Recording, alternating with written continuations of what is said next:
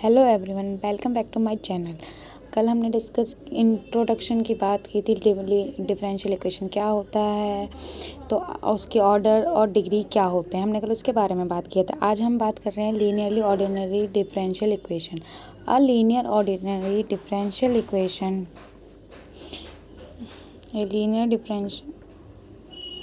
linearly ordered differential equation linearly ordinary differential equation of order n in the independent variable y and the independent variable x is an equation of the form a naught x dn y dxn plus a1 x dn y upon dxn plus plus an minus 1 x dy dx plus an x y equals to bx। यहाँ पर हम बात कर रहे हैं, कोई भी y आपके पास डिपेंडेंट वेरिएबल है और x आपके पास कोई भी इंडिपेंडेंट वेरिएबल है। ओके, कोई भी आपके पास इंडिपेंडेंट वेरिएबल है, तो जो यहाँ पे आप y को कितनी बार डिफरेंशिएट कर रहे हैं, ठीक है, उसे आपको डिफरेंशिएट करना है। तो वो एंड यहाँ पे आपको डिफरेंशिएट कर रहे हैं किस ऑर्डर की इक्वेशन, और a नॉट x यहाँ पर जो है वो कभी भी जीरो नहीं होगा। कि कभी भी जीरो आप a नॉट x को नहीं ले सकते हैं, ठीक है। तो ये जब हम एक लीनियरली डिफरेंशियल इक्वेशन बनाना चाहते हैं तो वो हमारी फॉर्म होती है डी बाई डी एक्स के फॉर्म में plus y equals to v x के फॉर्म में होती है लीनियरली डिफरेंशियल इक्वेशन। तो इसकी कंडीशंस क्या हैं, इसकी कुछ रूल्स हैं कि हम उसे लीनियरली डिफरेंशियल इक्वेशन कैसे बना सकते हैं, ठीक है। तो यहाँ पे कुछ for ordinary differential equation to be linear we consider the some rules. Rule first, the dependent variable y and its various derivative occur in first degree only. वही बात है, जब अब हम बात कर रहे हैं लीनियरली ऑर्डिनरी, जो भी उसका डेरिवेटिव है वो हमेशा डिग्री 1 में होगा और खुद y भी आपका डिग्री 1 में होगा, तब हम उस इक्वेशन को लीनियरली डिफरेंशियल इक्वेशन कह सकते हैं, ठीक है।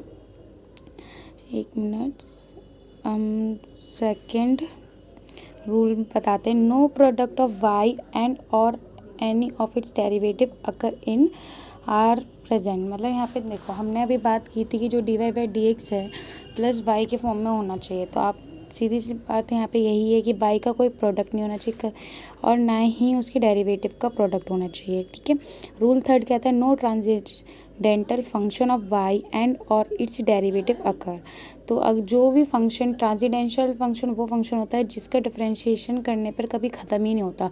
तो वाई के फॉर्म में कभी भी वो ट्रांजिशन जैसे कॉस है, साइन है, ये साइन वाई कॉस वाई के फॉर्म में नहीं हो सकते हैं। रूल थर्ड, अब कुछ एग्जांपल्स हम पढ़ेंगे तो आपको ज़्यादा बेटर तरीके से समझ आएगा। एग्जांपल फर्स्ट देखते हैं, ठीक है। एग्जांपल फर्स्ट देखते हैं, d two y by D x square plus 5 d y by D x plus 6 y equals to 0। यहाँ पर आपके पास ऑर्डर 2 है, डिग्री 1 है, तो आप देख रहे हो कि यहाँ पे y के डेरिवेटिव है, मतलब ये d two y d x square plus d y d x plus 6 y के फॉर्म में है। तो यहाँ पे ऑर्डर जो है वो t है, उसकी डिग्री जो है वो 1 है, ठीक है। वो कभी भी 2 3 के फॉर्म में नहीं होगी, डिग्री हमेशा 1 होगी। तो ये लीनियर इक्वेशन हो गया। Same x square d y d x plus x cube y equals to sine x. तो साइन एक्स यहाँ पे जो होता है वो ट्रांसेंडेंटल फंक्शन होता है, बट ये वाई के टर्म में नहीं है, तो इसलिए ये इक्वेशन आपकी लीनियर इक्वेशन हो गई। और यहाँ पे देखो एक्स प्रोडक्ट में वाई प्रोडक्ट में होता है तो ये लीनियर इक्वेशन नहीं होता एक्स। तो ये है x square d two y d x square plus x d y by D x plus y square is equal to है। अब यहाँ पे आप देखो वाई स्क्वायर के फॉर्म में है, तो ये नॉन लीनियर डिफरेंशियल इक्वेशन हो गई, ठीक है। Fourth example, d cube y upon d x cube plus y 4 is equal to e x. तो यहाँ पर भी वाई जो है प्रोडक्ट के फॉर्म में है, उसकी कोई पावर नहीं होनी चाहिए, उसकी पावर, इसलिए नॉन लीनियर डिफरेंशियल इक्वेशन हो गया। D two y by D x square plus x 4 d y by D x plus x y is equal to cos. यहाँ पे कॉस वाई एक ट्रांसेंडेंटल फंक्शन है, तो ये भी नॉन लीनियर हो गई। D y d x equals to e y भी ट्रांसेंडेंटल फंक्शन है क्योंकि इसका डिफरेंशिएशन कभी ख़त्म नहीं होता, तो ये नॉन लीनियर है। Y d x is equal to 1, ये भी नॉन लीनियर है क्योंकि वाई यहाँ पे प्रोडक्ट में है, इसलिए, ठीक है। आई होप आपको ये लीनियर डिफरेंशियल इक्वेशन समझ आ गया होगा, ठीक है। अब हम बात करते हैं nature of solution. Nature of solution of differential equation की हमारे पास जो सॉल्यूशन होते हैं वो टू टाइप्स के होते हैं। एक होता है इम्प्लिसिट और दूसरा होता है आपका एक्सप्लिसिट। ठीक है, इम्प्लिसिट और एक्सप्लिसिट। अब इम्प्लिसिट सॉल्यूशन क्या होता है, एक्सप्लिसिट सॉल्यूशन क्या होता है, वो ये है।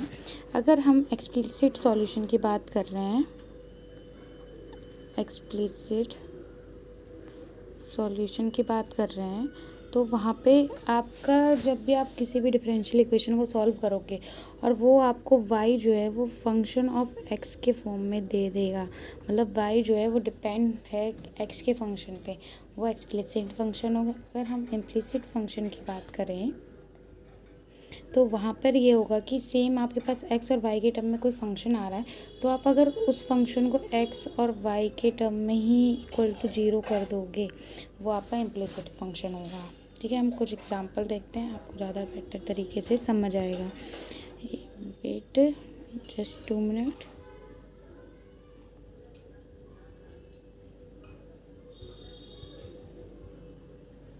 एग्जाम्पल फर्स्ट दिया है d y d x equals to y y x.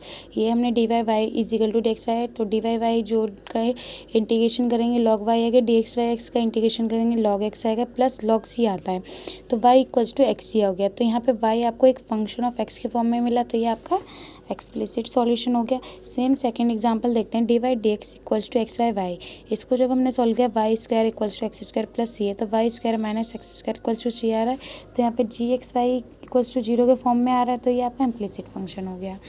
Okay, अब हम कुछ एग्जाम क्वेश्चंस करते हैं इनके बेस पे। वेरीफाई वेदर और नॉट, जैसे एफ एक्स आपको एक सॉल्यूशन दिया हुआ है कि वो एक्सप्लिसिट सॉल्यूशन है इस डिफरेंशियल इक्वेशन का, तो हमने क्या किया, y इक्वल्स टू हमने मान लिया 2 sin x प्लस ये आपको गिवन है, तो आपने उसको फर्स्ट टाइम डिफरेंशिएट किया तो आपका 2 cos x minus 3 sin x आया, फिर सेकेंड टाइम डिफरेंशिएट किया minus 2 sin x plus 3 minus 3 cos x आया। फिर जब put the values in given differential equation तो आपको इक्वल्स टू 0 मिलना, मतलब L H S equals to right. तो y जो है आपको गिवन जो एक्सप्लिसिट फंक्शन दिया हुआ था एफ एक्स, वो आपका इसका सॉल्यूशन हो गया गिवन डिफरेंशियल इक्वेशन का। क्वेश्चन 2 देखते हैं। In the equation x square plus y square minus 25 equals to 0 an implicit solution of differential equation x plus y d y by d. अब देखो ये आपको एक फंक्शन दिया है एक्स और वाई के फॉर्म में, तो ये इम्प्लिसिट सॉल्यूशन अभी हमने डेफिनेशन पढ़ी है, तो अब हमें इसे शो करना है कि ये इसका सॉल्यूशन है कि नहीं है। तो x square plus y square minus 25 equals to 0 आपने फर्स्ट इक्वेशन मान ली। ठीक है, ये आपकी फर्स्ट इक्वेशन हो गई। फिर आपने इसको डिफरेंशिएट किया एक्स के टर्म में, 2x plus 2y divide by D x equals to 0 आया। 2 कॉमन है तो वो डिवाइड हो गया, तो x plus Y divide by D x equals to 0 आएगा। तो आप देख रहे हो जो फर्स्ट इक्वेशन को डिफरेंशिएट करने पे आपको x plus Y divide by D x equals to 0 मिल रहा है। तो जो हमें गिवन डिफरेंशियल इक्वेशन है आप देख सकते हो कि डिफरेंशिएट करने पे जो आपको मिली और जो गिवन इक्वेशन है वो दोनों तो सेम आ रही है। इसका मतलब जो आपको गिवन इम्प्लिसिट सॉल्यूशन दिया था वो इस इक्वेशन का सॉल्यूशन है, तो ये इसका सॉल्यूशन हो गया। तो इक्वेशन 1 कैन बी, तो इक्वेशन 1 को हम ऐसे भी लिख सकते हैं y equals to v plus minus 25, तो ये आपके y इक्वल्स टू फॉर्म में आया, तो ये आपके एक्सप्लिसिट सॉल्यूशन हो गए। तो ये इसको सिर्फ ये तभी सेटिस्फाई है जब x की वैल्यू प्लस माइनस 5 होगी। ओके गाइस, अब हम बात करते हैं टाइप्स ऑफ सॉल्यूशन क्या होते हैं। जनरल सॉल्यूशन और पार्टिकुलर। हमारे पास दो सॉल्यूशन होते हैं किसी भी इक्वेशन के। तो general solution when the problem just consist of solving a differential equation without any supplementary condition then the solution obtained is one parameter or two parameter family of curves, then this solution considered as a general solution। Definition आप पढ़ लेना ढंग से, मैं इसे अच्छे से देती हूँ। जैसे सप्लीमेंट्री कंडीशंस वो कंडीशन होती है, आपको कोई गिवन इक्वेशन है और उस पर बोल दिया कि आपका वाई आपको कंडीशन दे दी कि वाई 0 पे आपको 0 मिल रहा है, वाई 1 पे आपको 2 मिल रहा है, तो ये जो है वो उस डिफरेंशियल इक्वेशन के सॉल्यूशन को सेटिस्फाई करेंगी। ये आपकी सप्लीमेंट्री कंडीशन हो गई। फिर जब हम इन सप्लीमेंट्री कंडीशन वो होती है सप्लीमेंट्री कंडीशन। तो जनरल सॉल्यूशन वो होते हैं जब आपने किसी इक्वेशन को सॉल्व किया वाई, वो आपको y equals to f x के फॉर्म में मिल रहा है, ये आपका जनरल सॉल्यूशन हो गया। मतलब ठीक है कि यहाँ पे हमने कोई भी कंडीशन अप्लाई नहीं की।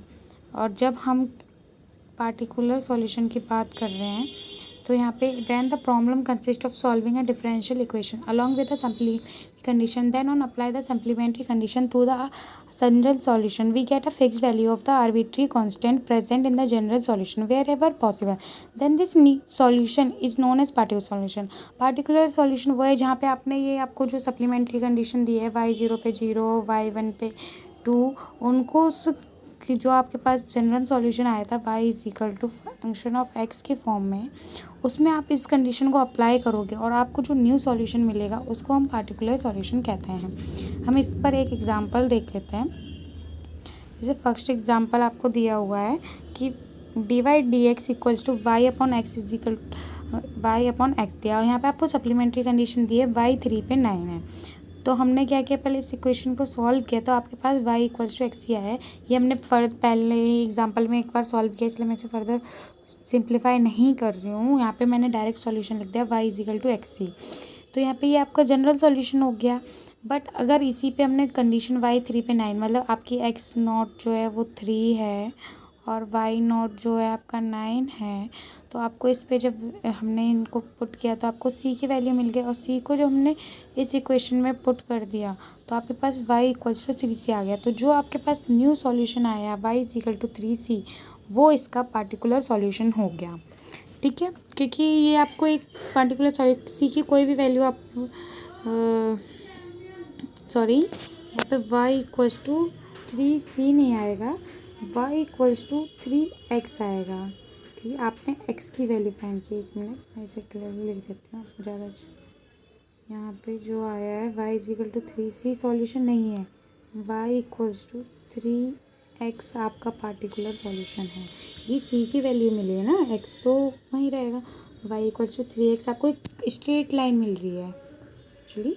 तो ये इसका पार्टिकुलर सॉल्यूशन हो गया। इस x की कोई वैल्यू रखते रहो, आपको एक स्ट्रेट लाइन मिलेगी।